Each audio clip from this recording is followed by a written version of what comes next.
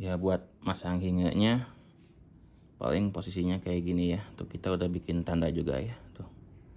Jadi dimasukin aja ke sini. Nah, tuh pelan-pelannya. Nah, terus ditarik dikit. Nah, jadi kan gini tuh. Posisinya kayak gini ya. Tuh. Jadi yang ini yang bagian bawah, yang ini yang bagian atasnya. Udah kita kasih tanda juga. Nih, cara masukin ke Magic Keyboardnya. Ini tuh lihat ada kaitannya kan tuh, kaitan atas sama kaitan bawah ya. Tuh, kita mulai dari kaitan atasnya dulu guys tuh. Pastiin si ininya tuh dia ngait ya. Yang bagian atasnya. Emang agak susah sih. Pelan-pelan aja tuh, pakai perasaan aja ya tuh. Nah, pastiin, nah dia udah ngait tuh. Berarti yang atasnya dia agak ke dalam ya tuh.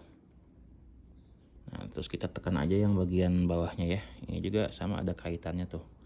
Agak tarik ke bawah dikit, ditekan ya.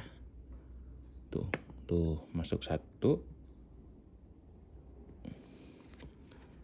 Agak pelan-pelan ya sambil ditarik ke bawah gitu sama tangan atau obeng juga boleh ya. Nih yang keduanya tuh dia udah masuk. Nah, kalau misalkan udah cetrek tuh dia kayak engsel gini ya tuh.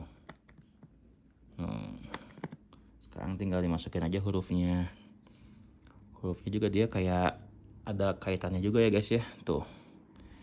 Ini kita cobain huruf K ya. Nih bagian ini tuh dia ada pengait ke atas tuh. Kalau yang bagian bawah tinggal ini jetrek ya tuh.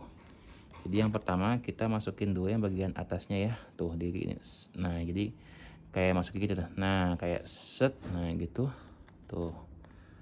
Bagian atasnya digeser tuh. Pastiin dulu ini udah udah masuk ya tuh di gini-gini ya. Pelan-pelan aja, takutnya patah kalau kekencangan. Udah gitu kita tinggal sambil agak tarik ke atas, kita tekan yang bagian bawahnya ya tuh. Tuh. Nah, beres gitu aja jadi ya.